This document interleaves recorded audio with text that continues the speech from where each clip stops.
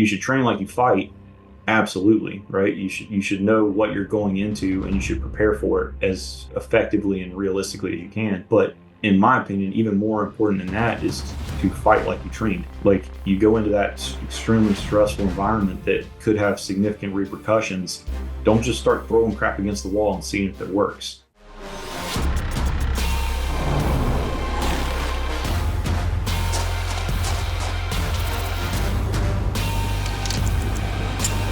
Welcome to the Mountain Tough Podcast, brought to you by Sauer.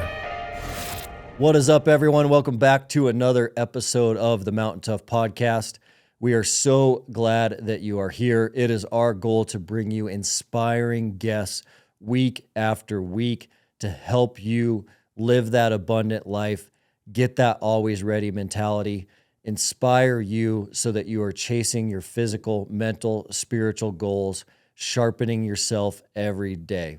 If you are a new or a loyal listener and you haven't subscribed to the show, make sure you do hit subscribe. That way you will be notified every week when these new episodes drop.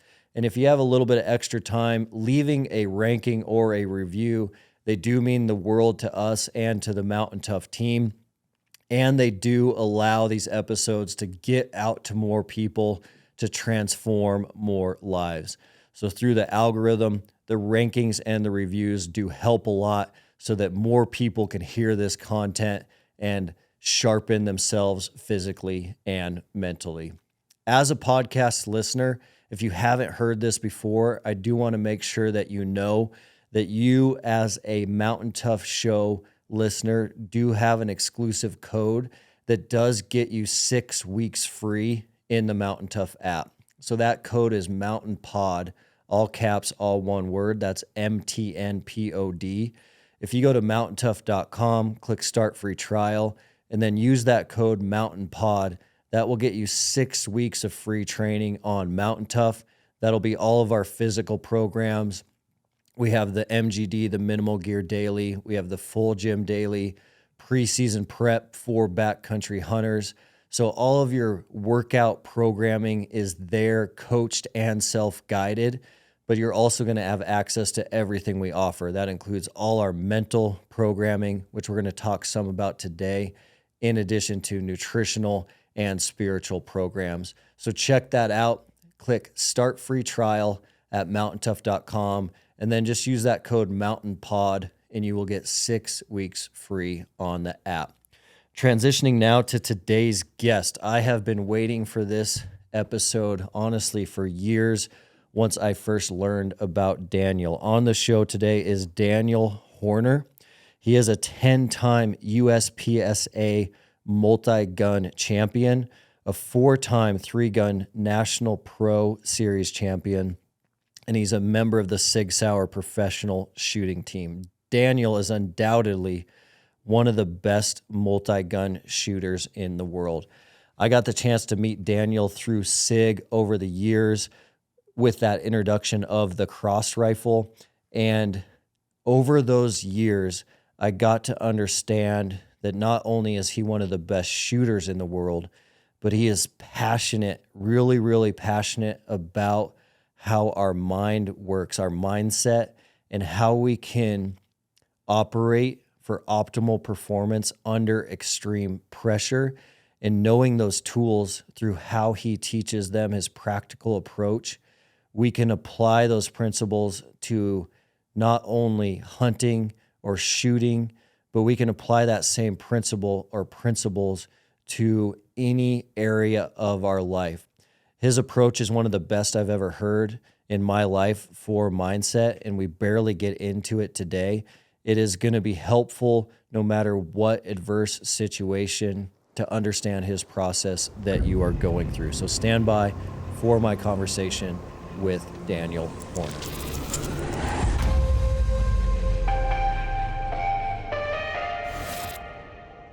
That studio looks awesome. Yeah, that's a good deal, man. Got everything. I've been shooting for 25 years, and now we've got a good room that I can actually go and find all the equipment and guns that I need when I need them. Yeah, that room looks sweet. Appreciate it. And you're not home very much though, right? You're traveling all No, the man, time. I'm on the road a lot. I spend about half my time out teaching, and then the other half competing or doing events, product development stuff with 6 hours. So Hmm. uh, yeah, do a lot of military instruction and a lot of um, you know weapons, ammunition, optics, suppressor development stuff. And how many years have you been helping SIG now? I think this is my fourth year. Okay.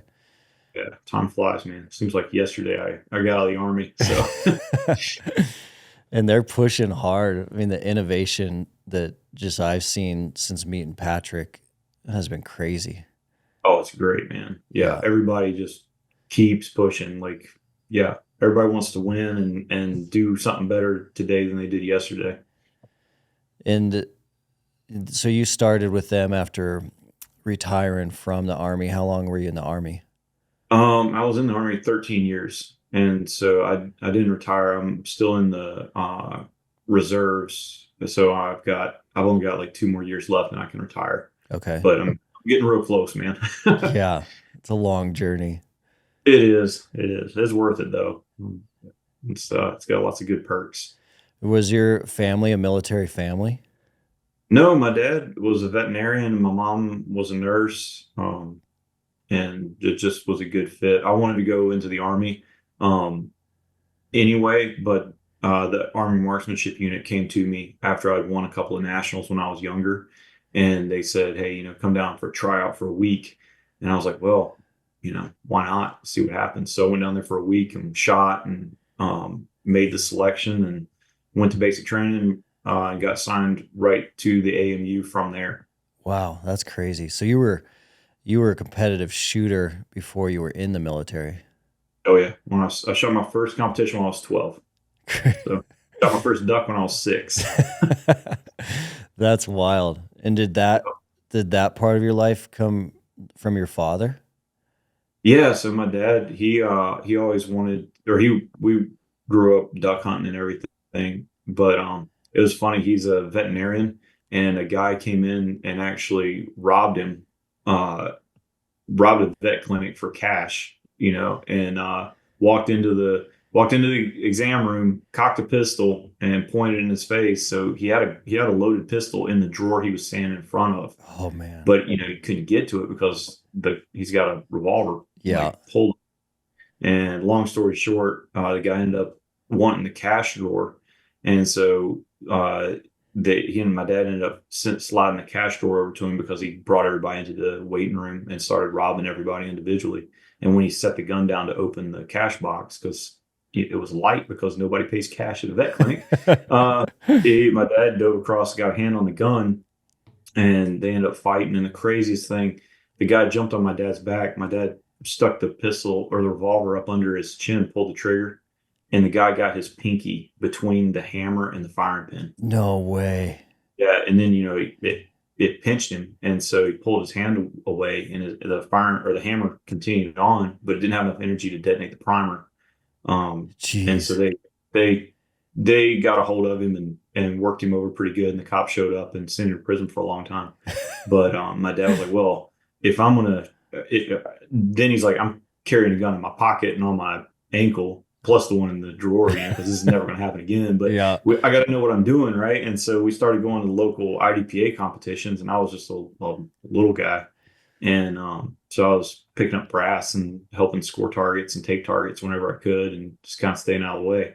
And then finally, my dad was like, "Well, hey, if he goes through this safely, like, can he shoot?" Hmm. And so the everybody's been to those ranges with the old timers that don't want to have any fun. So they finally convinced him to let the little kid make a run, and I Yeah. got through the course of fire safely, and they let me continue on. And so I wasn't any good, obviously, but Yeah. I kept at it and kept working. That is a wild story that it all started because of that robbery. It's crazy, man. Like, we Crazy. think about it all the time, like that one, like, could have been perceived as a really terrible thing, ended up being a great thing for our whole family. Yeah. Yeah. That's amazing that, like, adversity is always that way. Like it can always Always. turn into something amazing. Yeah, always. And Yeah, I saw a thing. It was like um if you don't turn the pain into wisdom, it's just pain. But if you do turn it into wisdom, it's the process for achieving. yeah, So, it's like, if you just take the pain and don't learn anything from it, then yeah, it sucks. But if you learn something from it, then it's just the cost of the good thing. yeah, for sure.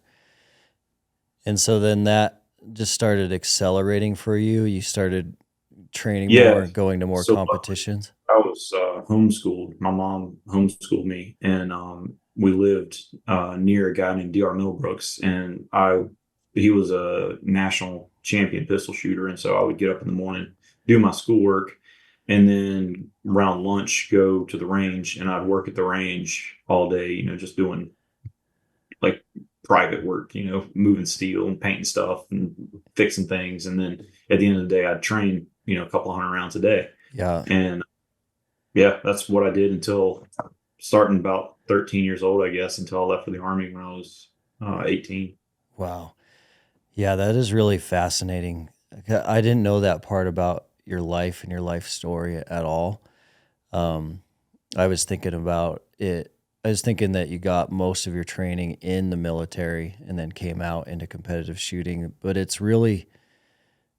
is super intriguing, especially from like a performance standpoint, because now just thinking about how many reps you have gotten over your lifetime, like like Tiger Woods, Michael Jordan, the amount of reps that they Yep. went through as like from children to college to adults, it's fairly similar for you.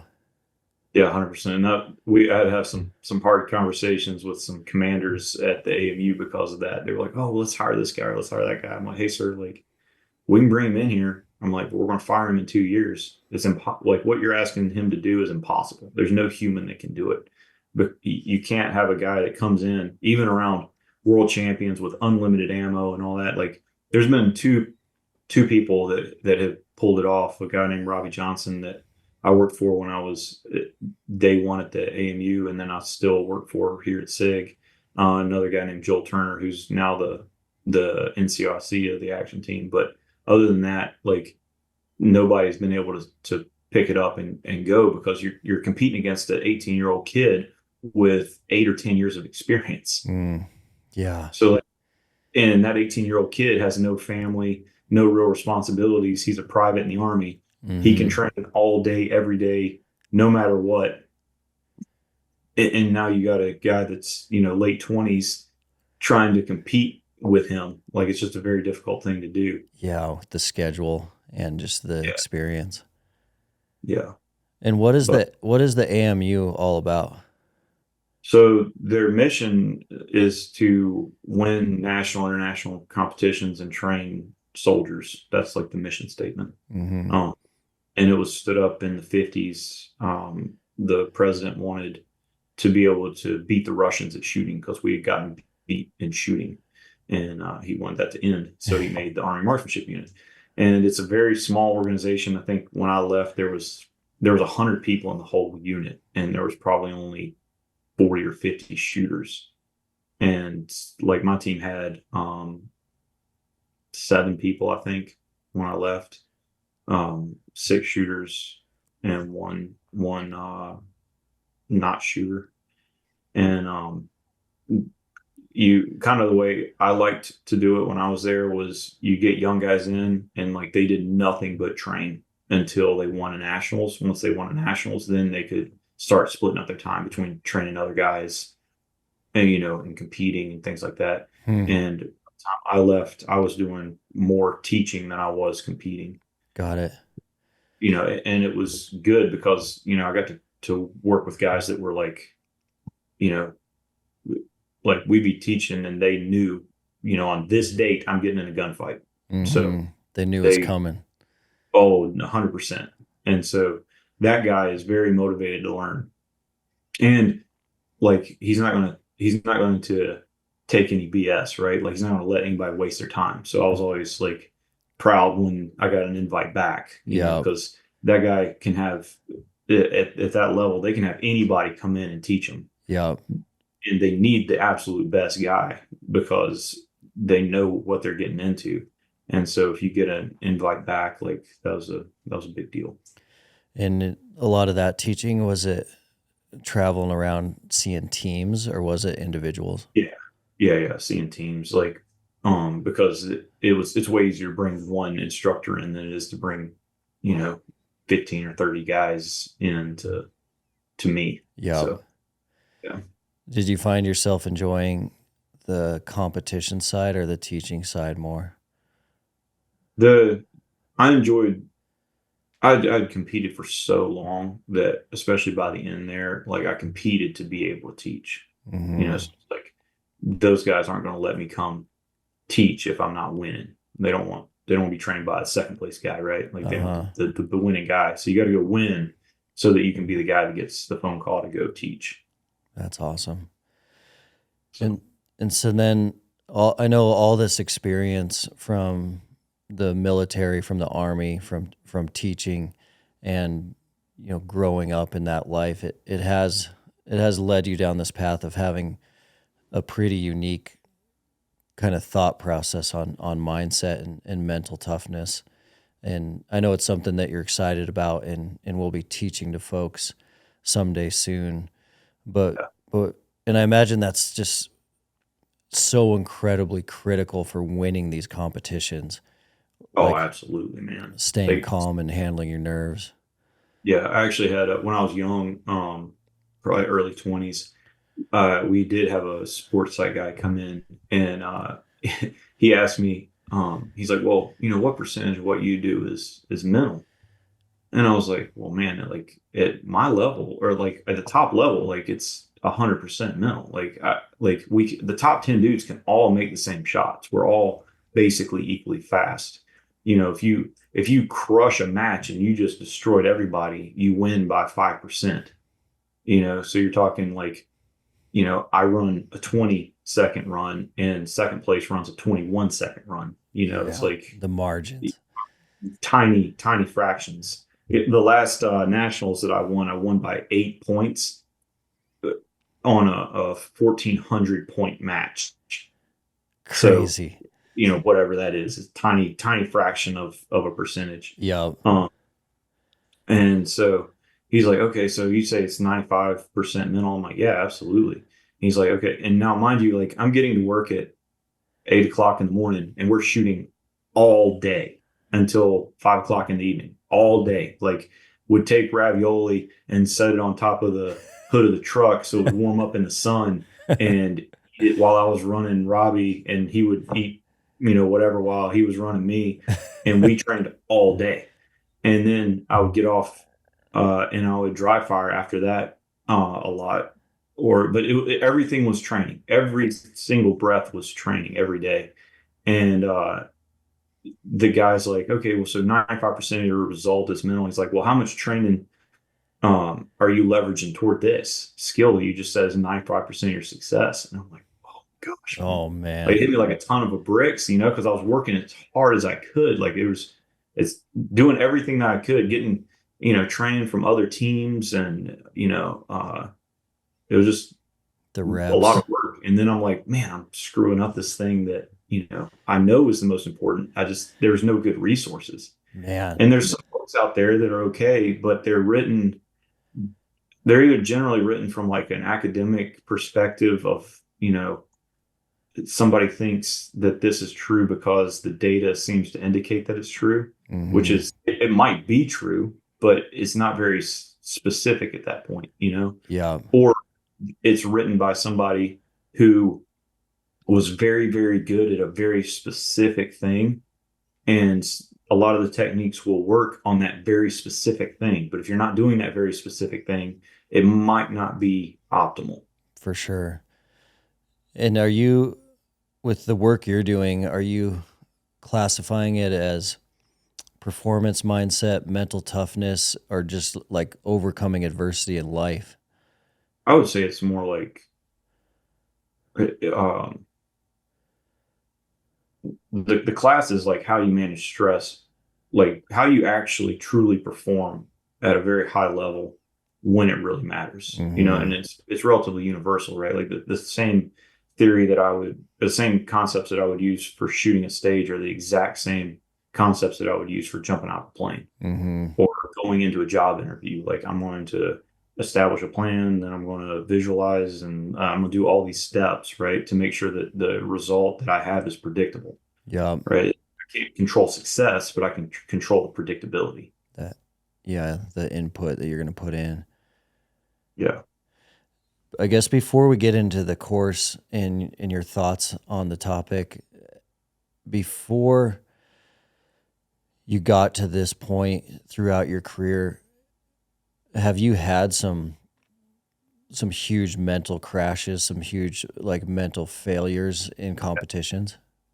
Yeah. Real bad. Like, and it's all relative, right? It's all something that, and this is one of the things I talk about is like you put two people in an identical situation, they could potentially have two completely different reactions to it. Mm-hmm. So, I was 14 years old going to compete at the World Steel Shooting Championships in Colorado, the American Handgunner competition, and like I was so nervous I almost couldn't hold a gun, and it just immense amount of stress and fear, and to the point that I was almost puking, before I got in there. Mm-hmm. And then later on, when I got in the Army, it got to where you could keep any prize that you won. Well, one of the prizes right after that was approved was $25,000. Well, I was making $18,000 a year, so it was like Big it was a deal. big deal. Yeah. Really, really big deal. So, yeah, and again, like when that was happening, like just immense stress that I could not manage. I couldn't figure out how to mitigate it and make it helpful. And I had to figure something out. And then I needed to figure something out to be able to help all the guys that I was with at the AMU, because I knew everybody was dealing with this stuff and nobody talks about it because nobody truthfully knows how to deal with it. They have, little nuggets here and there that kind of work, but there's no like process, like do this and then you can control yourself. It's so fascinating because I think about on the Mountain Tough show, we've had, David Wise, who's an Olympian snowboarder. I think about like Simone Biles crashing at that last Olympics and pulling herself out of the competition, and that pressure that we were able to see in these elite moments of human performance and how people can kind of handle it or collapse under it.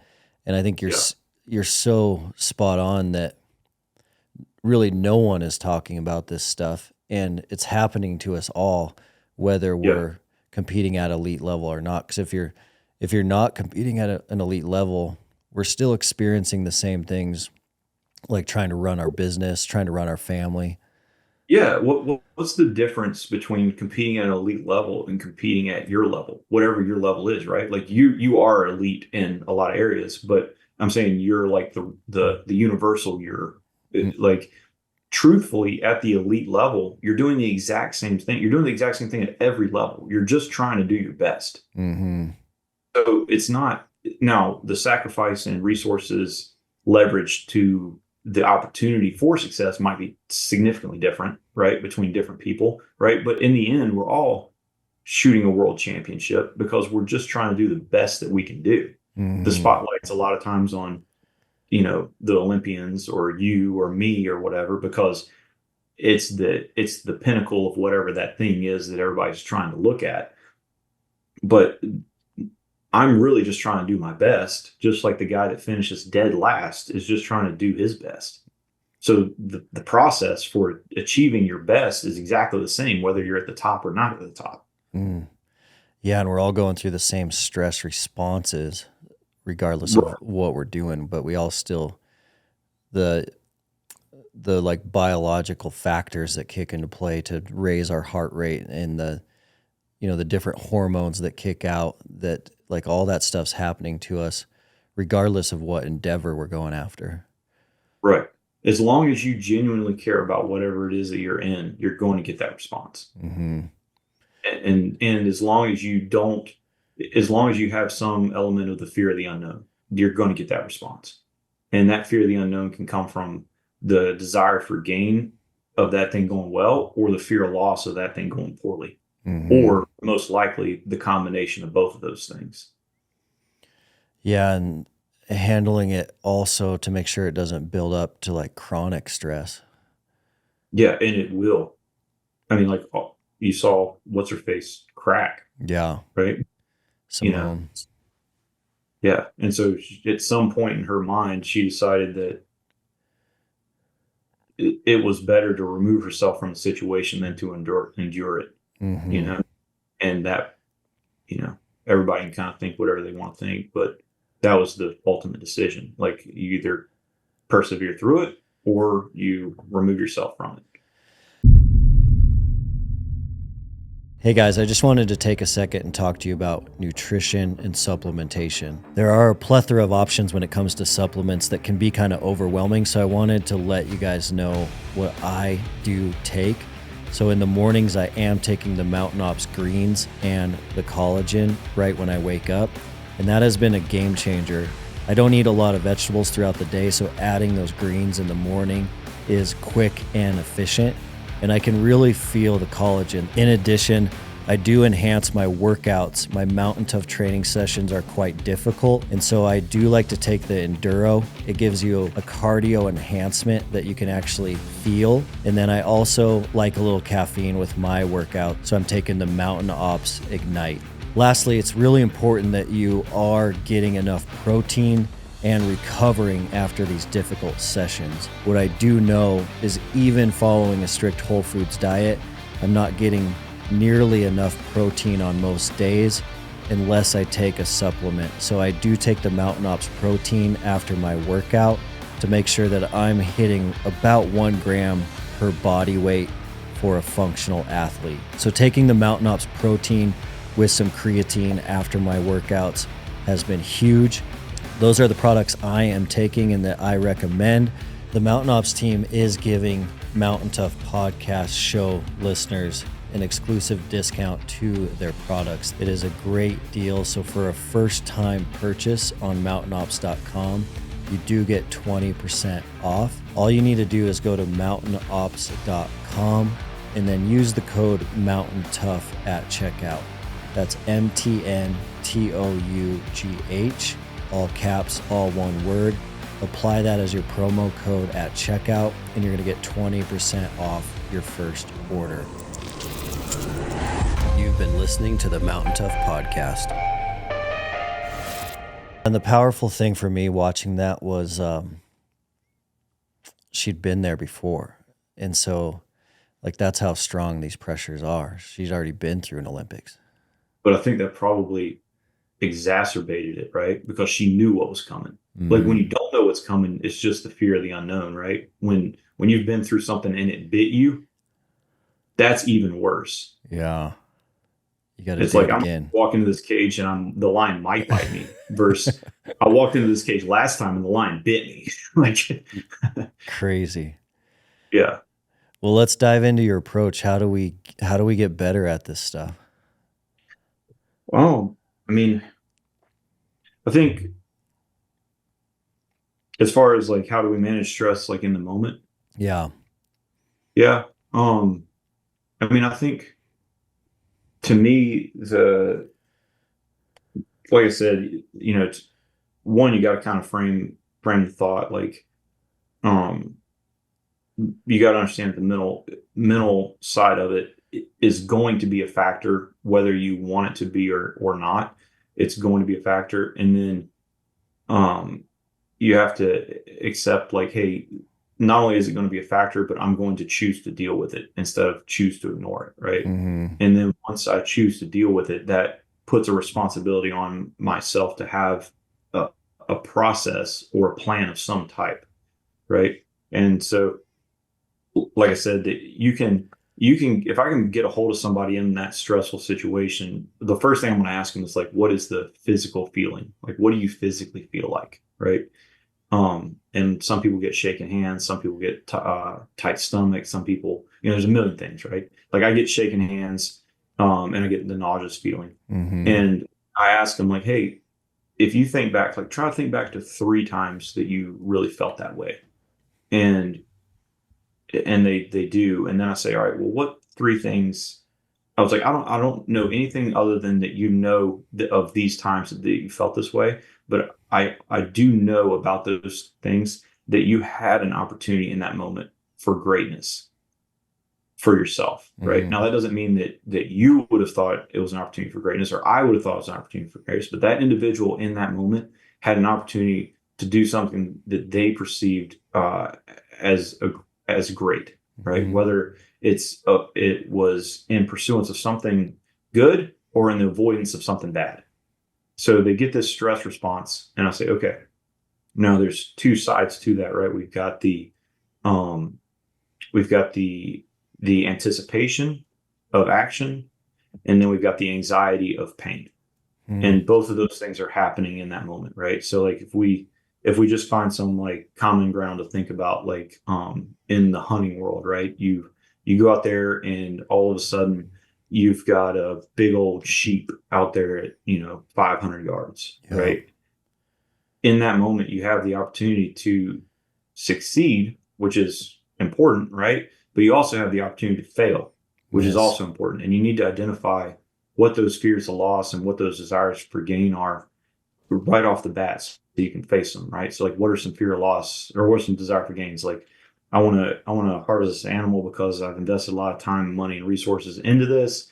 I perceive myself as somebody who would be able to make this shot or deserves this animal for whatever reason, right? Mm-hmm. And a lot of times the fear of loss is the inverse of that, right? Like, I don't want to look like a jackass in front of my friends and family, and I don't want all these resources I've leveraged toward this moment to be a waste. And, I don't want to not be the person that I believe myself to be, right? Like, Mm-hmm. there's all these things, right? And, the funny thing, working with the military, you would think like their biggest, a lot of the perception is like, hey, their biggest fear is the chance of death or serious injury. Yeah. But you really talk to them and you dig into it, that's not their number one fear at all. Their number one fear is letting their buddy down, right? Doing something that will get their buddy hurt or impact them negatively, right? That's the biggest fear. And so if you can understand that those stressors are going to be there, you can face them, and you can understand that they're going to be a part of it, and they're supposed to be there, because if they weren't there, you wouldn't care about this. Yeah. And it would not matter to you, right? And so that allows you to understand that there's going to be an anxiety portion of that moment, and that's fine. But anxiety is just the anticipation of pain, and your brain can't tell the difference between the anticipation of emotional pain or physical pain. It reacts the same way. So if you think about it as like, hey, I'm afraid that if I miss this shot, I'm going to get shocked. That's the same stress response as in your brain as, if I miss this shot, I'm going to disappoint whoever or myself or whatever, right? That is crazy. Like, oh, I'm sorry. That's crazy. Crazy, right? Yeah. Yeah. And so it's the anticipation of some type of loss or pain. But then on anxiety, or the anticipation side, that's really just it's expecting action, right? So your brain's prepped because you're getting ready to go into a stressful moment, and it's anticipating action. So that's good. But one thing that I think is interesting is most of the hormone, like all the stuff that you measure when you start measuring stress, one of them is like adrenaline, right? Yeah. And you think back to women who do superhuman stuff, like pick cars up off of babies and all this stuff.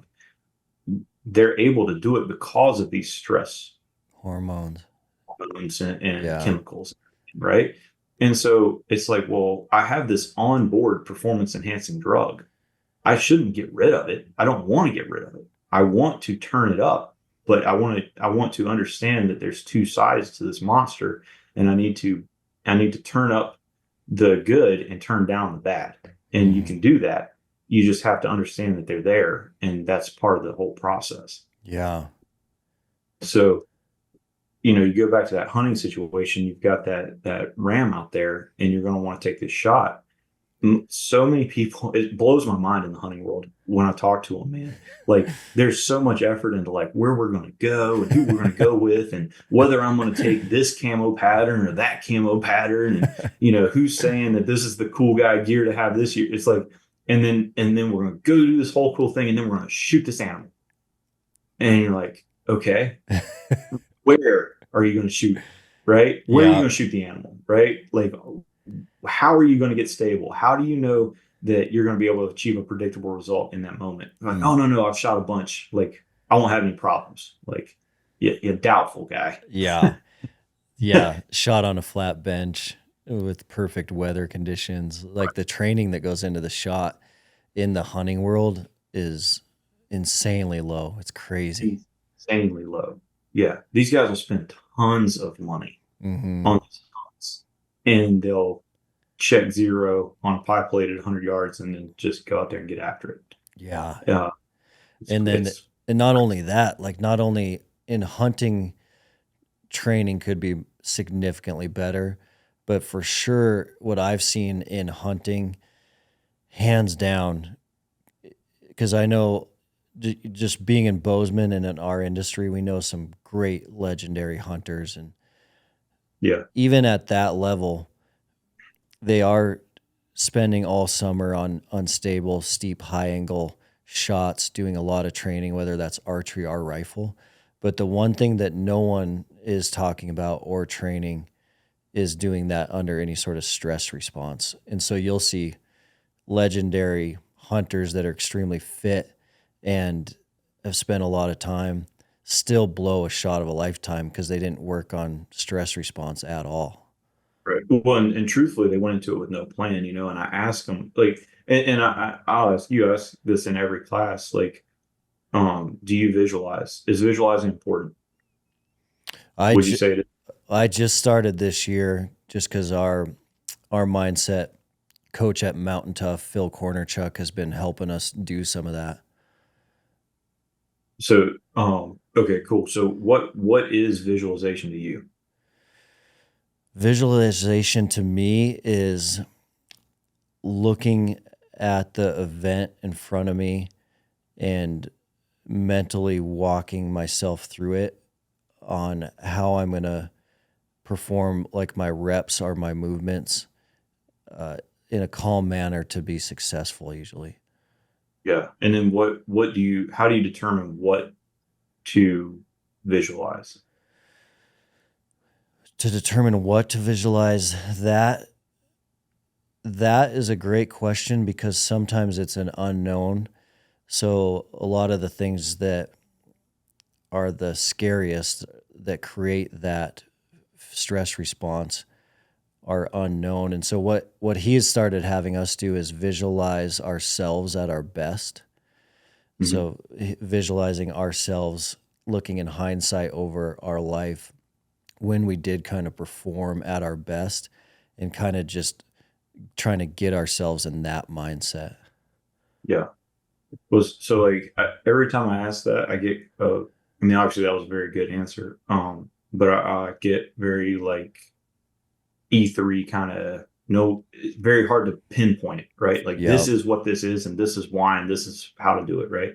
And so think about visualization. Visualization is just a predetermined decision.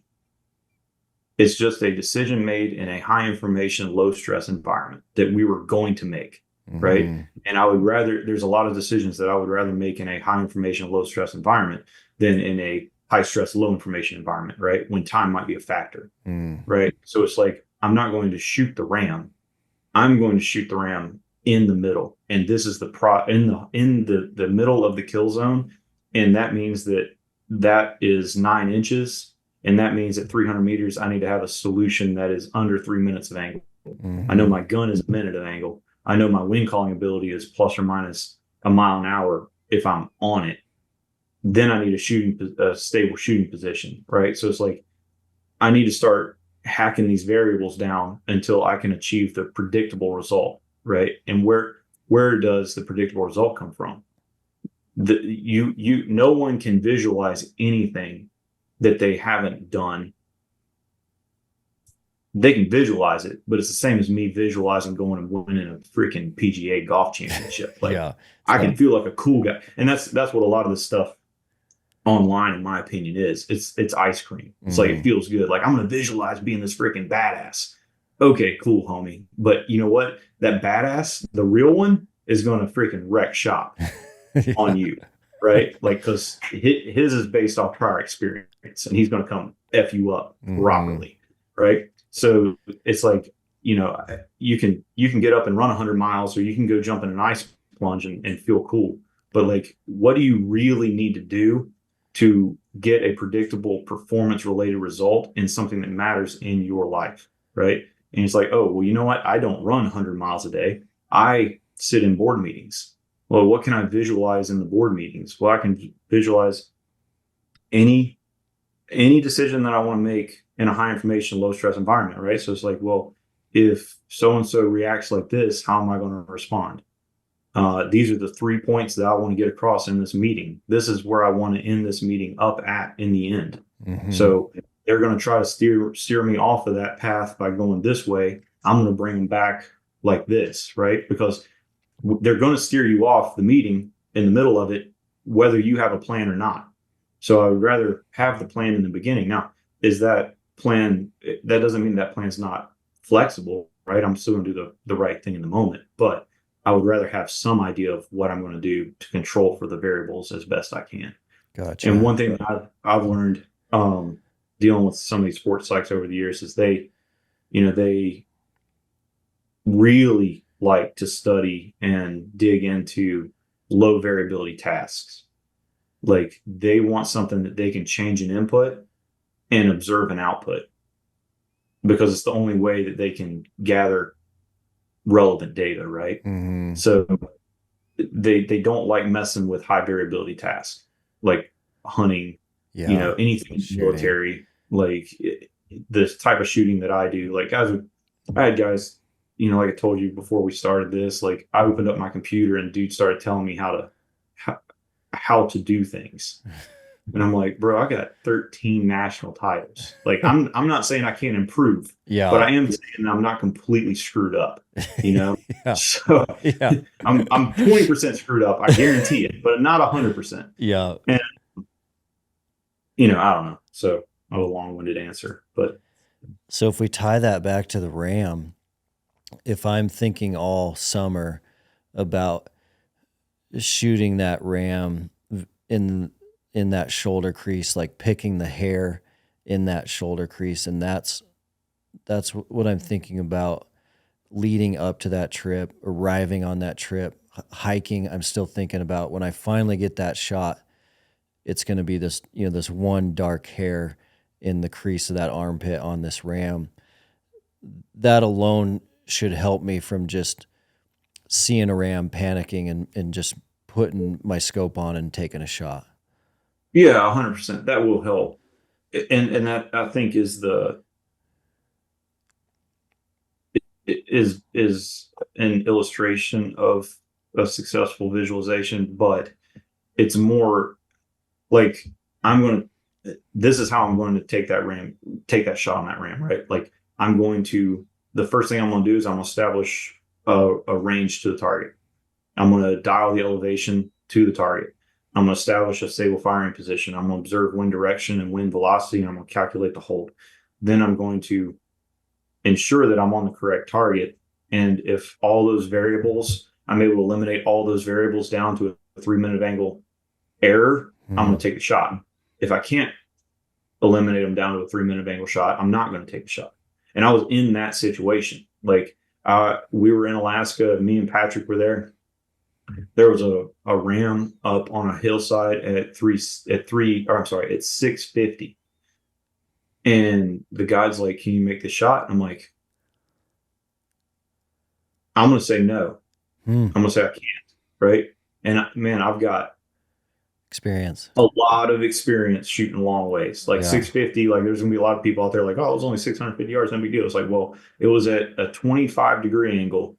I had a 12-mile-an-hour left to right wind out that was kind of quartering from the 730-ish, hitting my side. I had a cliff face on my right, and so I knew that air was getting compressed in that bowl. Mm.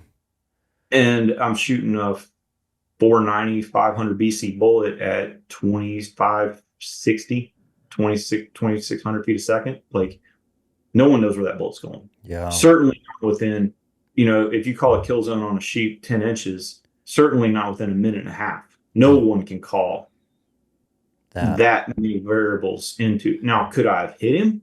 Probably somewhere, and maybe God would have put that bullet right in his heart. Maybe it would have gone in his freaking guts. Man. But it's like, I know that my capabilities and I know my confidence from my training, and I can't guarantee this is going to go where I think it's going to go. Yeah, knowing that math, knowing that information. Yeah, but it's like, it was unemotional. Like if you go back and look at like my heart rate data from that stuff, like my heart rate wasn't over 80, because it's like, it's not like, it's just elimination of variables. Can I hit the target or not? No, I can't hit the target. Well, it doesn't matter. It's a big trophy ram. Like it's unhittable. So we need to make a better decision. That's amazing. Yeah, because not many people could have done that with a heart rate of 80. That's the kicker there. Most people would have been 120, 130 and rushing a shot that they shouldn't have ever taken in the first place. Yeah. Yeah. And luckily I had good people around me that were like, okay, that's all he said. It was like, all right, no problem. Nobody was like, you should shoot it, Yeah. But they were super cool. But I think that there's a lot of, especially hunters, they work through lots of things that lead up to that shot, and then they just try to make the shot instead of like, hey, I know I'm going to do all of these things, and I know that should result in an opportunity to harvest this animal. And when that opportunity comes, this is exactly what I'm going to do. Right. And then have the discipline to do it, because all the plans in the world are great, but you've got to have the discipline to execute it under stress. And one of the things to talk about in the class is like, you should train like you fight. Absolutely. Right. You should know what you're going into, and you should prepare for it as effectively and realistically as you can. But in my opinion, even more important than that is to fight like you trained. Like, you go into that extremely stressful environment that could have significant repercussions. Don't just start throwing crap against the wall and seeing if it works. It's like, no, I came here. I know the best way to do these things. And even though there's these variables that are coming at me, and this fear of loss is getting really great, I'm going to be disciplined, and I'm going to do exactly what I know how to do, because that plan is far better. That plan that was established in a high information, low stress environment is going to be much better than the plan that you just kind of pulled out of your butt in the high stress, low information. Right. Yeah. And that's where you see people get in a lot of trouble. They do something, and then you're like, you kind of have that, you politely have the conversation like, what were you thinking? And their response is just like, well, I thought it was a good idea, or, I thought it would work, or whatever. And it's like, well, what data point do you have to believe that was an effective plan? You're like, well, nothing really. They don't have anything, truthfully, when you boil all the BS out of it. So if it's not based on prior training, it's hard to have immense confidence in that plan. But I also tell everybody, like, you got to have, ask people, like, is arrogance good? And most people say no. It's like, well, if confidence is based in prior experience due to whatever, right, most likely and hopefully training or some type of calculated learning experience, arrogance would be based in no prior experience. Otherwise, it would be confidence, because you would either know you could do it, or you would know that you couldn't do it, right? Yeah. So arrogance is this kind of, I tell them, like, every person has a level of arrogance, because if you didn't, you wouldn't be able to be put into an unknown situation and come out successfully, right? Because you would say, well, I have to train for this or I can't be successful. Mm. So I remind them like, hey, don't beat that out of you. Don't say like, well, I didn't prepare for this, so I can't do it. You need that level of arrogance. You just don't need to get out over your skis and take a 650-yard shot on a sheep because you think you're a badass. Yeah. I've used a ton of Bluetooth speakers over the years, and they all have never quite had enough output for me to really have an awesome home gym workout on a Bluetooth speaker. But the Turtle Box is in a whole new ball game. They have leveled up this product, so the bass and the output you get out of a Turtle Box is quite amazing. It's funny how we started using them at the lab. We had an awesome sound system at our new lab here in Bozeman. We were using it so much, we actually blew our brand new system out. We went right to the Turtle Boxes, and so we paired two together in the lab, and that was a lot of output for the Mountain Tough team and all of our testing to have phenomenal sound in our gym for a great workout with great music. We know there's a ton of Mountain Toughers training in their basements, in their garages, and I know a lot of you are looking for great sound to play some music in the background to your MGDs. This is a great product for you to check out. Turtle Box is at a whole new level. The bass and the volume you can get out of that box. It's a sweet product. You guys can check them out at turtleboxaudio.com. Use promo code TOUGH for a free Turtlebox hat with the purchase of a Gen 2 speaker. The hat must be added to your cart before entering the promo code TOUGH, TOUGH. You've been listening to the Mountain Tough Podcast. Going back to the sheep or going to a competition, like a shooting competition or any sort of competition with a real world scenario in mind, in your course, is step one building that plan?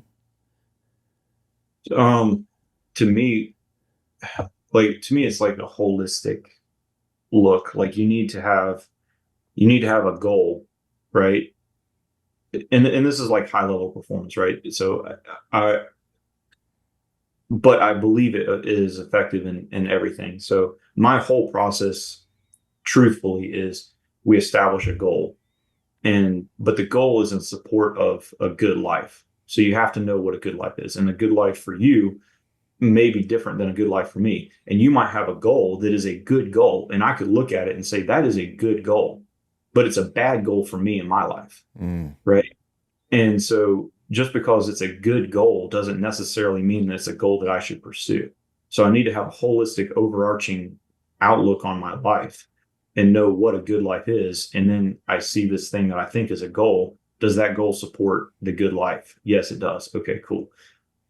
Well, now I need a training plan that supports it. And there's, the training plan needs to have clear, achievable, measurable metrics to make sure that I'm on the route. And like the guys that are in the military that hear this, I think the perfect analogy is land navigation for this. It's like if I showed you a map and I was like, hey, your ideal world or your ideal life is on this map. You're like, okay, cool, right? Like mildly helpful. But then I was like, okay, your ideal life is here on this mountaintop right here, right? Again, that's only mildly helpful because I don't know where I'm at, right? I need to know where I'm at and where I'm going. Yeah. And so if I can have a realistic analysis of where I am and where I'm going, then I can make a route, right? And a route isn't like this clean cut walk down the hardball road 25 miles and you'll end up there, right? It's always like through the woods and you're going to get cliffed out and there's going to be a stream there that wasn't on the map and you're going to have to cross it. But I tell them like, hey, your goal is your end destination, but you also have to be honest about where you're starting at. And then we're going to make this training plan that is on the map to get you from where you're at to where you're going, and understand you're going to get clipped out and you're going to hit swamps and all that stuff along the way. And that's fine. You'll deal with that as you get there, but you've got to have that, right? And then I tell them the resolution of the map is your experience or your ability to leverage people who have the experience. Mm-hmm. So, like I can draw 2 points on a map that are on a grid coordinate with nothing else on the paper, and I can get from that point to that point.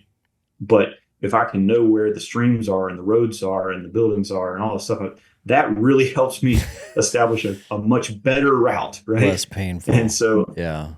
And then we figure out like, okay, this is where I want to be, and this is the route that I'm going to take, and then we've got these measurable things along the way.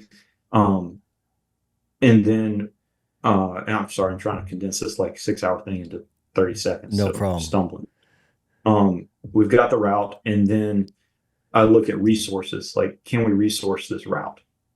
And then is the sacrifice required worth it on this route? And then, am I able to deal with the naysayers and the haters and the negative things that are going to come with me along on this route? And have I understood that that's part of this, right? And then once all that's in place, then I start going down it, right? And so I go down this route and I end up where I need to be. And then I'm in that moment, whatever that moment is, whether it's the sheep, whether it's the interview, whether it's the competition, whatever it is, I get to that moment. Then I have to apply the process of not allowing. The more you sacrifice and the more you give up in the pursuit of achieving that goal, understand the higher the desire for gain and the higher the fear of loss is going to be. And so the more you have to calculate in how you're going to deal with those things, right? Because if I just walk out the door and shoot a stage, I don't have these big expectations. But if I train for a year to go get on that stage, I have this expectation that I'll do well based on all this prior experience and this training and all these sacrifices required, right? Yeah. So I have to calculate more.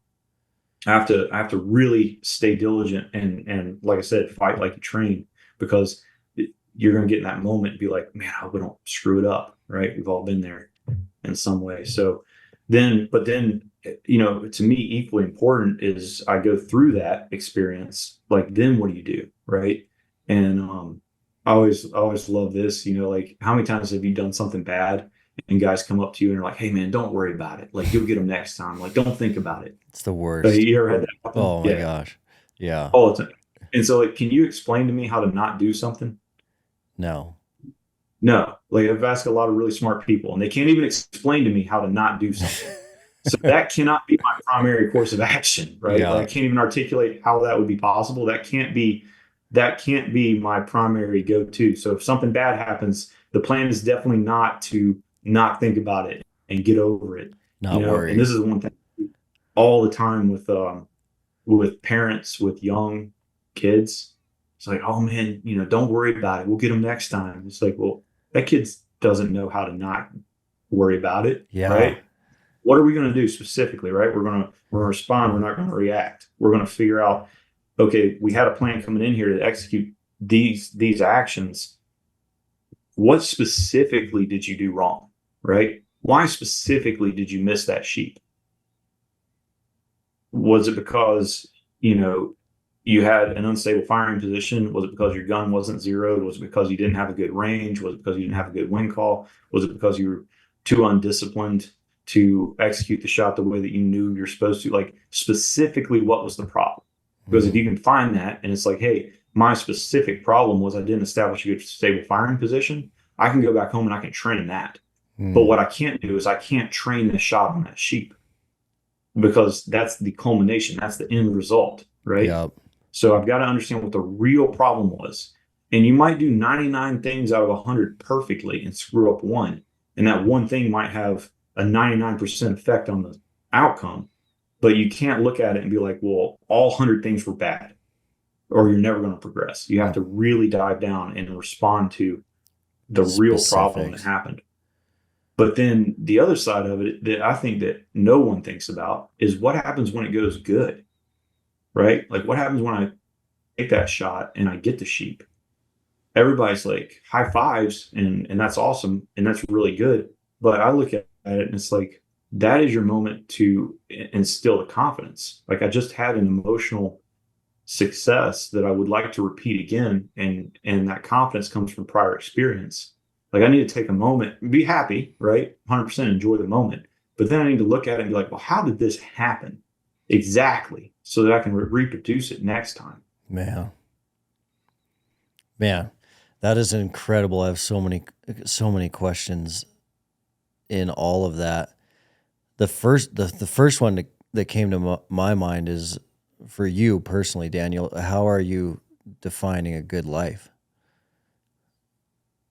My good life is if, you know, my wife's happy and my kids are happy and everybody's safe and they have a potential for the pursuit of a good future. And that is so helpful, starting with that goal in mind, because we all have these things that come up all the time, and sometimes they're these amazing opportunities. Sometimes they're once in a lifetime opportunities, but if you don't start with that as your filter first that you're running everything through, then you see it with men, especially. You see it a lot where we will chase opportunities without that filter, and then pretty soon we don't have a good marriage because those opportunities are always going to be there. Yeah. Well, and just genuinely a good opportunity. No one's like going into the opportunity thing and like, oh, you know what? I'm going to screw my marriage up this way, or I'm going to, but one thing I talk about in there is it's like, you don't do something at the expense of something else. You do something at the expense of everything else. So it's like, if I'm going to do this, if I'm going to go train today, like I was training before I came in here, if I'm training today, I'm not spending time with my wife. I'm not spending time with my kids and developing them. I'm not spending time on the business. I'm not maintaining all the equipment and all the stuff at my house. I'm choosing to go train. And so it's like that part of that goal set, when you get to that sacrifice thing, is I have it in there, like you communicate with the people it's going to affect. Right. So it's like, well, I'm going to go win a national championship. Okay, well, cool. What do I need to do? I got to do all this stuff. And then I go to my wife and I say, hey, I believe that it's in our best interest for me to win this nationals. This is all the crap that I've got to do. That means this much time on the range, this much expense for equipment. Are you good with that? And she says, yes. Right. And so then I can go and I can do all those things unapologetically because we've already made the decision that this is for us what is best. Man, it's a huge help. That's so incredibly helpful. I mean, if you think about hunters, if hunters would just do that same thing, like, hey, I really think it's important that I get a elk with my bow, archery elk September. It's like an important mission to me personally. But if they would go to their family and their wife and say, this is what it's going to take to accomplish that goal, the amount of friction that would eliminate right out of the gate is huge. Instantly. Yeah. And it's like, be honest. It's like, why do you want to go, get an elk in September? Oh, well, it's for the meat for the fridge. Well, you know what? You can go buy prime rib and eat that every single day and save money. Yeah. Right. Like, no, you know what? I want to go do this because I see myself as this person. I love the outdoors. It keeps me in shape. It gives me something to focus on and train for and be disciplined about. And it fills my cup in whatever way it is. And I would like you to support me in this. Yeah. And then roll from there, right? And then secondly, you were also, go ahead. I'm sorry. One analogy I really like for all that is, like if you think about a big room, right, with nothing in it. And then, so if we think about it in the shooting room or shooting world, for me competing, now in that empty room is a bunch of balloons, right? So on those balloons is, just regular air-filled balloons. I've got my pistol draw, my reloads, my long-range rifle, my barricade shooting. I've got hundreds of balloons from every skill that's required to shoot a gun.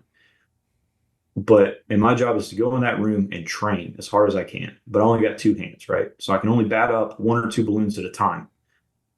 But what's happening to all the rest of the balloons while I'm training those one or two things? They're all like slowly sinking, right? So it lets you visualize you can't have everything at the top.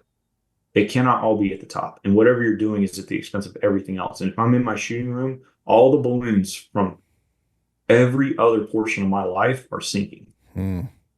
Sometimes that's okay, right? But you have to understand, like, that is true, whether you want it to be or not. That's so So helpful. yeah, be very diligent a- and find a way to do everything like it's the only thing that matters.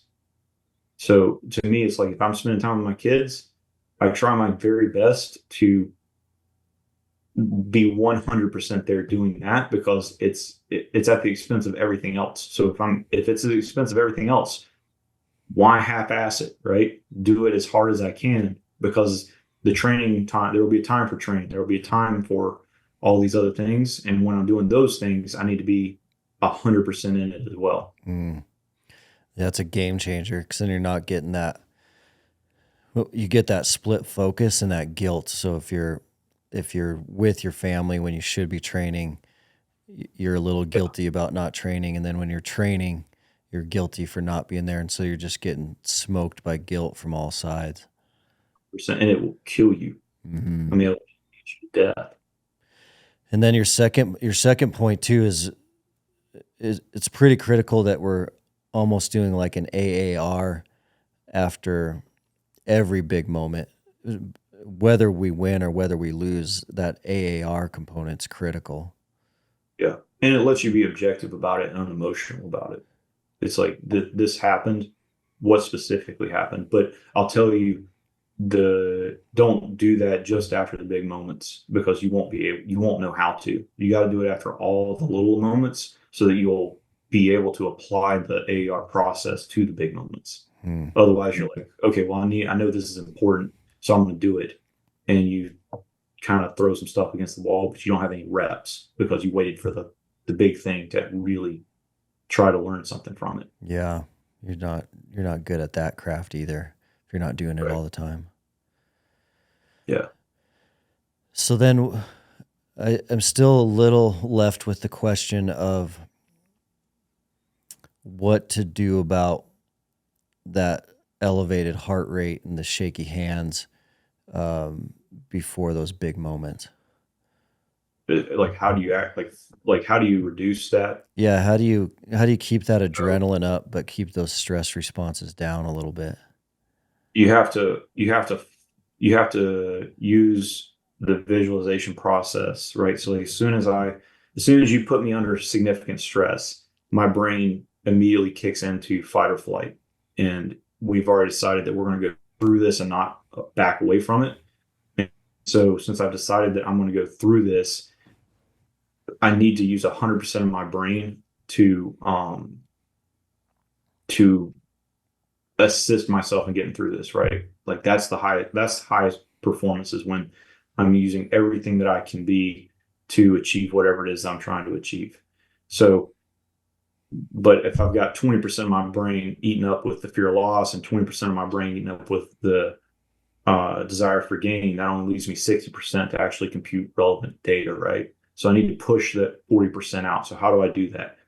I do it by focusing on the task at hand with nuance and detail and focus to the point that there's no room in my brain for those other things because I can't not focus on them, right? Because we can't just describe how not to focus on something. Mm-hmm. So the answer is to focus on beneficial things.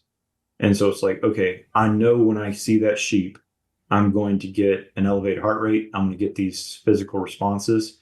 And then I'm going to do this. I'm going to establish a plan that can't fail. So I establish a range, I apply my elevation, get a solid position, wind call, and I can fill my brain with enough detail through that process that there's no room for the other stuff.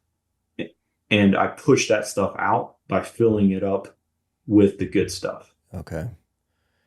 And then you're going to have the elevated heart rate and all that. And so for me, if my heart rate's over 165, I'm going to try my best to not to have to take that shot. Mm-hmm. If I do take that shot, like there's more that goes into it for me personally. Like I'm going to double and triple check everything because I know once my heart rate gets over 165, like I'm so stressed that I'll do something like hold the wrong direction on wind.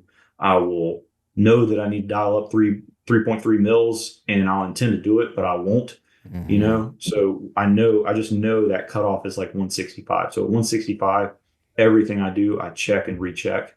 But I know that if I check and recheck over 165, I can achieve a predictable result because I've already shot my gun. I've already checked everything. I know that if I just do these things, that result will be predictable and that bull will go where I want it to go. Mm-hmm. But I also know that if I don't do that, no one knows where that bullet's going to go. Yeah. Mountain Tough is the fitness app trusted by the dedicated. Mountain Tough ethos is backed by, we've always wanted to be the best in the world at helping our customers become more mentally tough.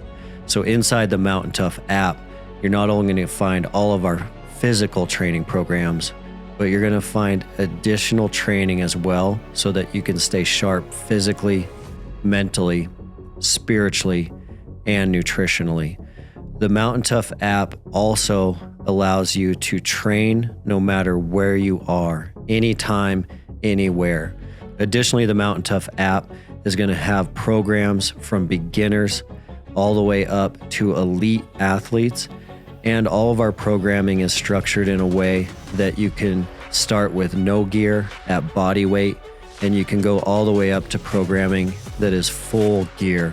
So you can do that in a robust home gym or your local gym. There's no excuse for you not to start today. With Mountain Tough, you can conquer your goals with the ideal program for your lifestyle and schedule. Train with equipment or just your body weight on your phone, tablet, TV, or web browser. Most importantly, Mountain Tough will help you train your mindset so you are always ready for anything life throws your way. Mountain Tough is offering the Mountain Tough podcast listeners an incredible offer. 6 weeks free on the Mountain Tough app. All you need to do is use the code MTNPOD to redeem your 6 weeks of training. That'll be a 14-day free trial plus a whole additional 4 weeks of training. Just go to mountaintough.com and enter code MTNPOD for your 6 weeks free on the best-in-class physical and mental training app.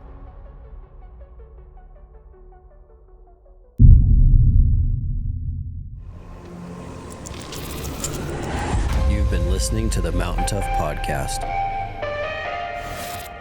So for a hunter in a hunting scenario, if you come over that ridge and there's that ram and that heart rate jacks up, you think this dream moment of your lifetime potentially is about to happen.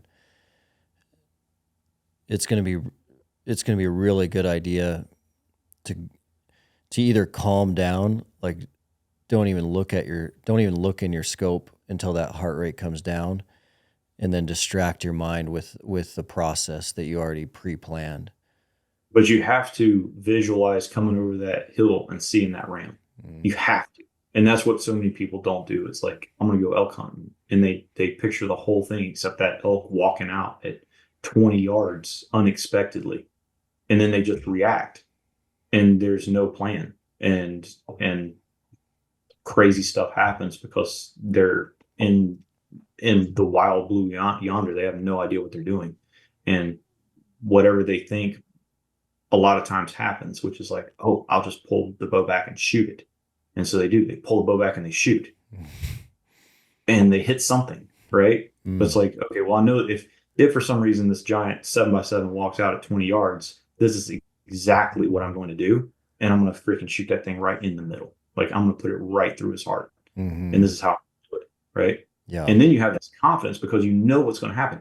And then the other thing is, when you get good at this, it's exciting, right? It's good and you're happy, but it's not this like euphoric, like, oh, awesome, I did this big thing, because there was nothing else that could have happened. Right?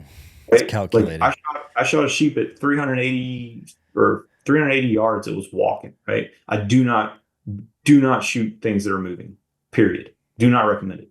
I've got tens of thousands of rounds shooting at moving targets. I know exactly what the lead is. That was the only reason that I felt comfortable taking that shot. But I got in that position. He wouldn't stop. He was getting ready to crest the hill. And I shot him 4 times with a 6.5 Creedmoor. And the group size was about 5.5 inches. And but like in the end, like I was happy, but it was like there was nothing else that could have ever happened in the entire world. I was completely convinced that that was the only outcome that could have happened. Yeah.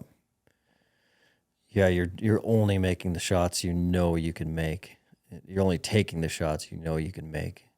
Right. And it really does. It prevents that like super high that a lot of people get, that like euphoric, like everybody's high fiving and jumping around. It's because they didn't know that was going to happen. Right. It's like if I know if I shoot this bullet, it's going to go in the middle, truly know it, like you're happy again, but it's not like this giant moment because I knew it was going to happen. Yeah, that's a really good point. And that's kind of been my experience too, as I've gotten just older with archery hunting. I know that, early on for sure, it was like the shakes when a bull would come in, it's that heart rate just pounding in your ear. And then you make the shot and you do get that crazy euphoric feeling. But definitely lately, it definitely like feels more stoic. Like exactly what's going to happen. What you can make, what you cannot make. And then after you make that shot successfully, it is super calm because, that was the plan and that's where you sent the arrow. Yeah. And you knew if I could have grabbed that arrow out of the air before it got to the animal, you would have been able to tell me within an inch exactly where it was going to hit. Mm-hmm. Yeah. And in my opinion, the place to do all that stuff is on the range. Go black, make the crazy shots. But to me, when you're dealing with an animal, it's like, for sure. So this is incredibly helpful. I do have a question around. So I understand like all of my training for big events in like a competition, I think is a good example, a frame of reference for this question. But for like you and all of the preparation, all of the planning, all the visualization you're doing for like a world championship, that compared to like, what are you telling to the military guys that are going to be completely surprised by something? So they're going to be on a street that they did not anticipate a gunfight for months on, and then it's just going to come out of nowhere. Is that going to have a different impact on that stress response, and how can we handle that better?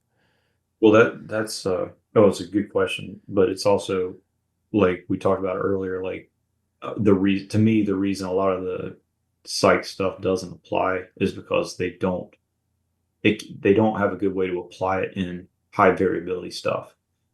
And you can't make the plan to react to something like that exactly, but you can.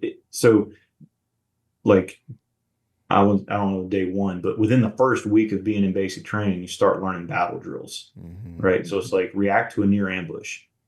You can go across the entire Department of Defense and everyone knows react to near ambush is, you're walking along, like you're saying, down and whatever, pick it, a trail or a street or whatever. And then all of a sudden there are people with guns very near you, most likely on the flank, shooting at you. Everyone knows. Everybody turns, points the guns, starts shooting, finds a covered and concealed area, and then they start bounding through the enemy.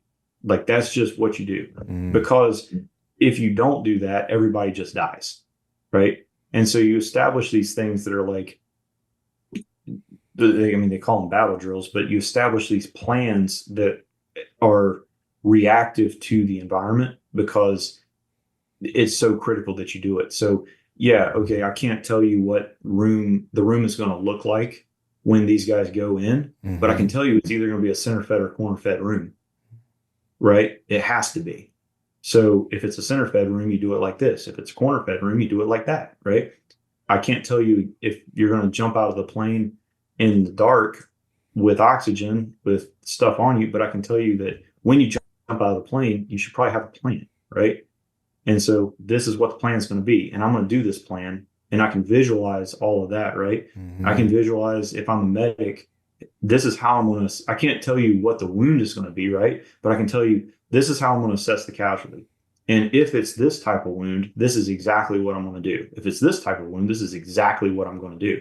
And you've made these predetermined decisions in these high information, low stress environment because you're going to make a decision. It might as well be made now, right? And then what that really does is it frees your brain up to process the variables and process the new information. Like, okay, not only does he have, significant bleeding that I'll apply the tourniquet to, but he also had a compound fracture.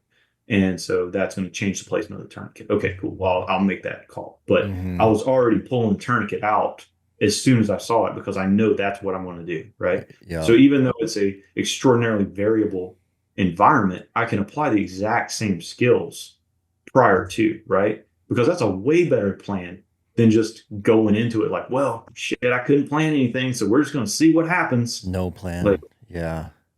Yeah.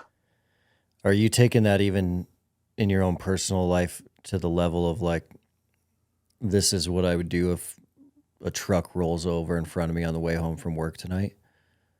Yeah, but that's more like entertainment, right? But like where I see it is in the business world, man, in meetings and stuff. Like a lot of people go into meetings to have meetings, right? When you go into a meeting with a guy that's like, I want everybody here at the end of this meeting, most of the time he ends up with them there because everybody else was there just to have a meeting. And you know what they did? They had a meeting. But that one guy came in there and was like, all right, I know all these key players and I know all their backgrounds. I know kind of how they're going to look at this problem. And I want them to end up here. Yeah. That's a much different person to interact with. Yeah, that's a huge golden nugget for sure. So as we get near the end, Daniel, I know we don't have a ton of time, but can you shortly kind of walk us through what visualization would look like for like a world championship? Yeah. So like if we kind of think of, let's pick up something real simple, right? So like in a lot of the competitive shooting world, a lot of people know what an LPRES is. And so basically it's 3 paper targets that are 10 meters downrange from you. They're 1 meter apart and you start facing uprange. On the buzzer, you're going to turn around, you're going to shoot all 3 paper targets twice. You're going to do a reload and then you're going to shoot all 3 paper targets again. So most people, when they go into that, that's what they visualize doing. Like, I'm going to turn around, I'm going to shoot these 3 targets, then I'm going to do a reload, and I'm going to shoot these 3 targets again. And you know what? They do it. But they didn't determine how fast they were going to do it. They didn't determine what the sights were going to look like, what the trigger was going to feel like, what the reload was going to look like, what their grip was going to be after the reload, right? So they got their predictable result, which is turn around, shoot the targets, reload, shoot the targets. What I'm going to do is I'm going to say, all right, I'm going to go shoot this LPRES. All right, this is the last stage of the nationals, and I'm currently up by 8 points. And, I'm just building the scenario, right? Yeah. So I'm going to understand there's going to be pressure that I feel like I have to do it this fast with this number of hits to get what I want to have happen, which is for me to win the match, right?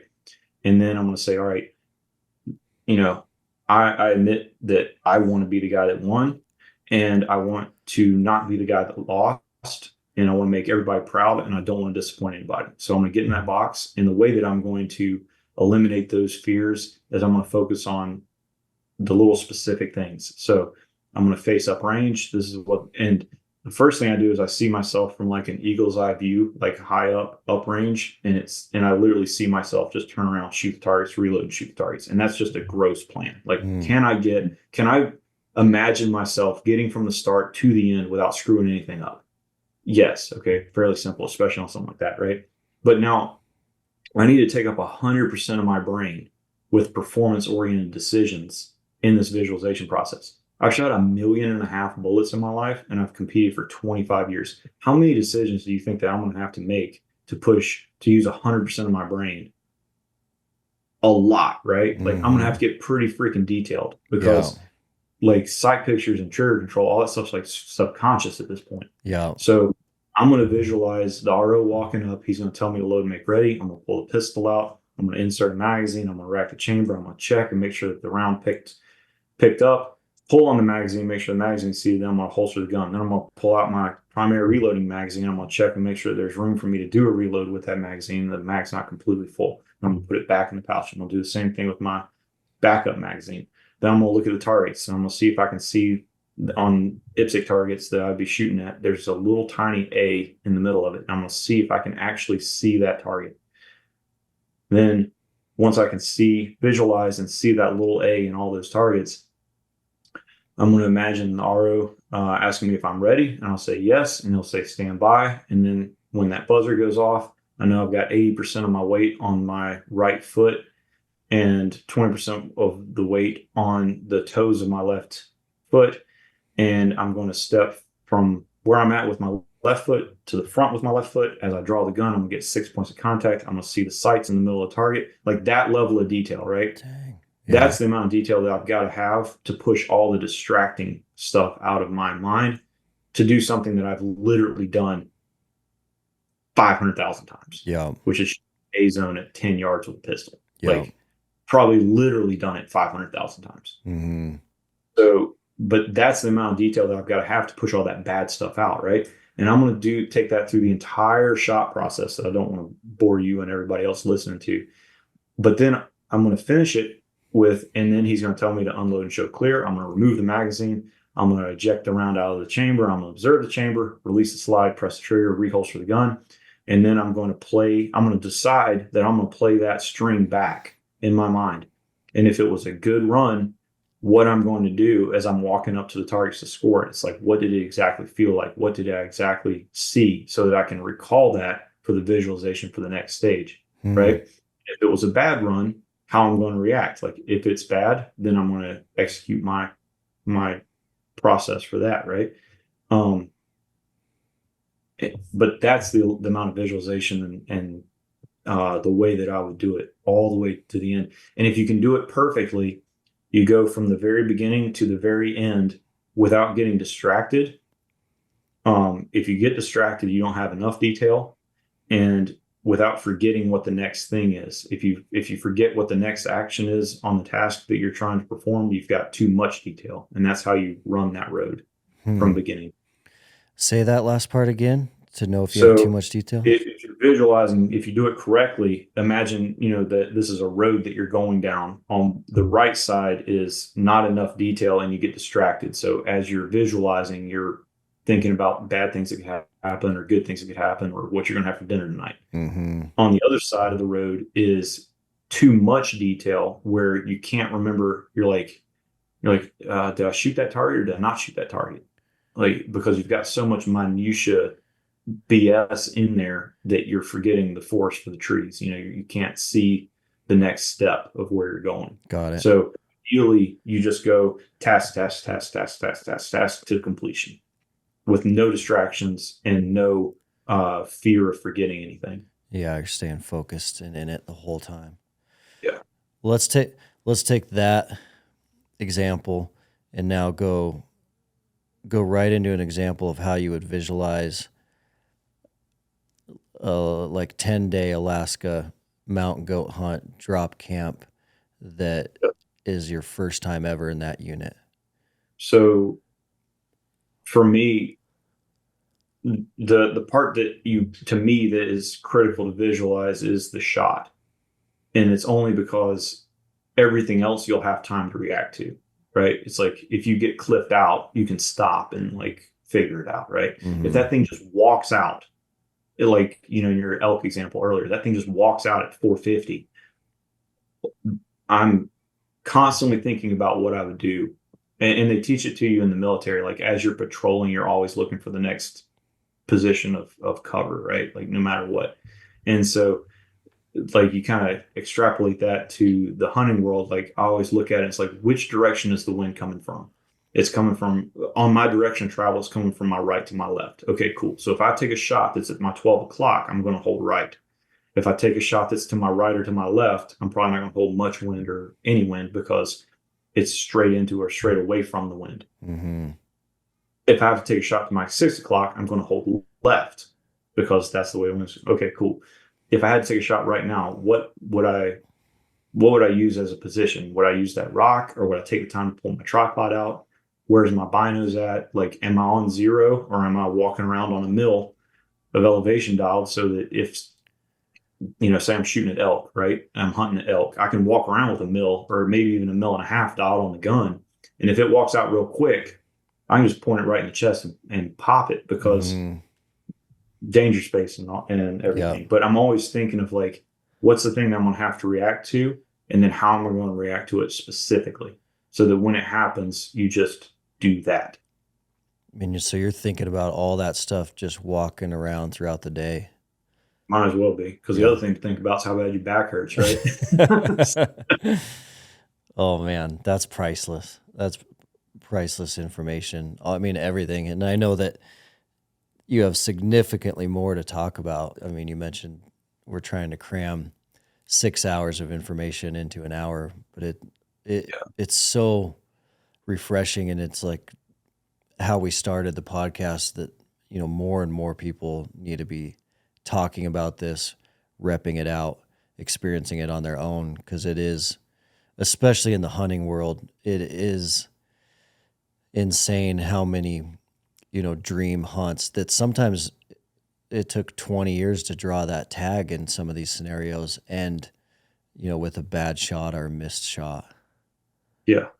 Oh yeah. And man, and we were talking before we get on there. I know you got to head out, but we were talking about like how hard it is to go for guys that are thinking about this to actually take that step, and I would just encourage everybody, like, you don't need to go from whatever you're doing today to running, waking up at 4 in the morning and running 100 miles, right? It's like, take it in bites that you can manage, and whatever you can manage is good enough, right? So it's like, maybe it's just wake up 15 minutes earlier and don't get out of bed.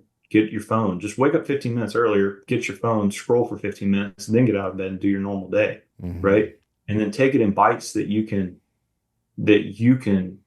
absorb comfortable, in your level of comfort, right? It's like, maybe you can go out and do an ice plunge, wake up 2 hours early and do an ice plunge and a 5 mile run, and like that's where you're at. But like, maybe a guy's at a point of like, you know what, I just need to get up a little bit earlier so that one day I'll wake up early enough that I can actually get up and do 10 push-ups before I go to work, right? And start small enough that you can do it. And then whatever you did, look at it as a success for what you did and not a failure for what you didn't. I think that's what will get guys the furthest, the quickest, because everybody's like, well, I ought to be able to go do this or that, and I'm a dirtbag for not being able to do it. It's like, well, you know what? You woke up 15 minutes earlier than you have the last 10 years today. That was good. Focus on that. Yeah, I couldn't agree more. I mean, competing with yourself, and there is a huge psychological impact to recording your wins for the day, even those small wins. It just puts you in that positive mindset that creates that positive snowball. Yeah.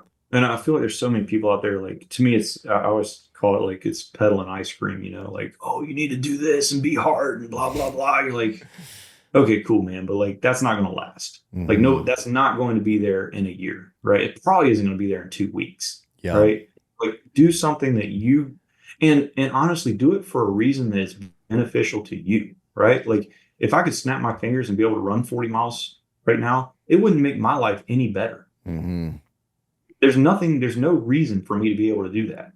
Like, but maybe this or that would benefit my life. So maybe I'll work toward this or that. Yeah, that's what I love so much about your process, is starting it with that good life at the very, very top. And whatever you're doing should be leading to that good life. And for a lot of cases, that is going to mean that you should be physically and mentally better than you are right now. But it doesn't mean that you should take it so far that it completely eliminates you having any time from your kids. So that, right, like, that filter, like, I can beat the crap out of this running balloon, but it's at the expense of everything else. Yeah. Yeah, oh, man, that balloon analogy is so helpful. Thinking about every other balloon just laying on the floor. Yeah. That's crazy. Yeah. And the other thing is once you really get into it, like I'll have people in the class, it's like, write out all your balloons. Like, all right, now write out which balloons are filled with air, which ones are filled with helium, and which ones are filled with concrete, right? Because there's some of them that you cannot turn your back on or they're going to crash, right? Yeah. Man. Well, thanks so much, Daniel. I'm excited to see you in a couple days too for ARC. It's going to be amazing. Yeah, man. We'll have a good time out there. I appreciate the opportunity, man. Appreciate you. Thank you. Have a good one. Thanks. Thanks, man. That was awesome. Good. I hope it was. I love talking about that stuff, man. Oh, way more than talking about shooting. Yeah, it's so helpful. I wish we could have talked. I mean, we need to do another one. It'd be fun to get into that a little bit deeper too. Yeah. Oh yeah, man. Because I felt like we kind of like it's the wave tops but you know, like, and I don't want to say anything bad about people, but it's like a lot of these things, like, you know, all the people that you can come up with in your mind, like it's just so impractical. I know. And you talk that were with those dudes when they were actually in, and it's like, these motherfuckers aren't like this. This sells freaking tapes. But like, no one, you know, now from what I hear, David Goggins is like the exception. Like he really was crazy. But like, why do you need to run 100 miles? Yeah. Like, better life decisions before you have to run 100 miles. Like there was some screw up long before that, right? Yeah. And certainly, like, you can't maintain like a great marriage and family and run 100 miles all the time. All the time. Yeah. So it's the balloons. Balloons, dude. Yep. Yeah. No, it's awesome. And if we can ever help, I know last year I told Patrick it would be cool to put a course like yours in Mountain Tough someday. So always be thinking about that when you decide to go like digital. Okay. Regardless, like if we can help anyway with you getting your stuff online. I just have learned a lot through the years about like all the different platforms and stuff like that. So happy to help any way we can. Dude, if you had a few minutes, I'd love to pick your brain about that stuff. Yeah. And next week, that would be huge. Yeah, let's talk about that next week. That would be awesome. Yeah. Anything I can do to help you out at all? I know you pretty much got it covered, but no, I think I'm good. I've been excited to have this conversation for a long time, so that's amazing. Good. You think it's something your guys will be interested in? Oh yeah. To be interested in? Yeah. Yeah. It was spot on. Good. Okay, cool. Were you heading to a plane or were you heading? I just have a back-to-back meeting today. So we got guys coming in to test a new workout. Nice. Yeah. Okay. Well, I got here, dude. Cool. I appreciate it. Yeah, and I'll probably see you. You're going to get to Bozeman Saturday. So I'll either see you Sunday or Monday. Okay. Well, cool, man. Well, if there's anything I can do between now and then, let me know. Okay. Likewise. Thanks. All right, brother. Have a good one. Thanks, man. Bye.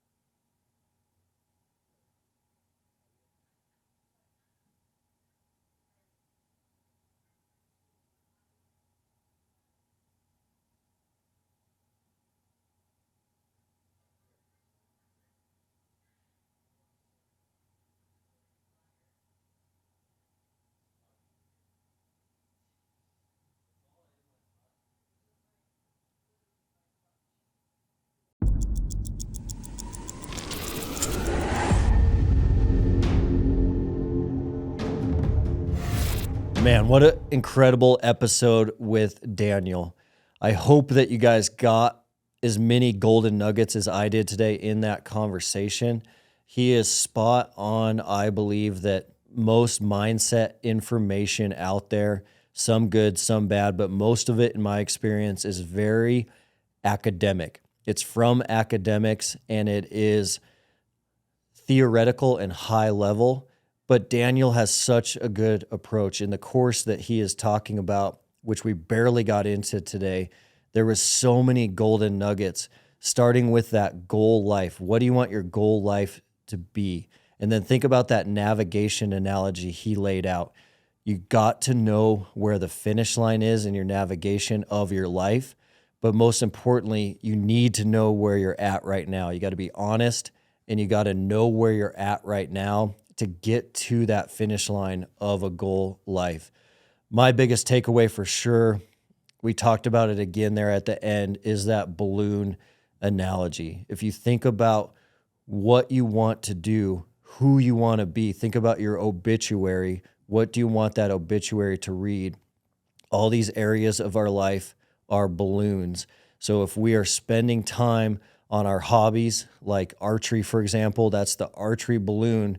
We are keeping it off the ground, but every other balloon is laying on the ground. And that could be our kids, that could be our marriage, that could be our friendships. So we got to balance those off the ground as well, but we can only bounce off two hands. So some things are going to lay on the ground, and we got to make sure that some aren't getting filled with concrete and crashing and never coming back up. So it's about that abundant life where we are staying strong physically and mentally, and we are chasing some huge goals, but we also are doing it with that goal life filter. And I asked him on the show, what's your goal life? He said a happy wife, happy kids. So you can tell, even though he's one of the best shooters on the entire planet, he still has his priorities right. What a great conversation with Daniel. I hope you guys loved it. If you want to learn more about Daniel, you can find him on Instagram at daniel.horner3gun. And then make sure you're following the Mountain Tough podcast on YouTube. The video conversation is there, and that is at Mountain Tough Fitness Lab on YouTube. We love you guys, and we will see you next week for next week's episode. Thanks for listening to the Mountain Tough podcast. We'll see you next week.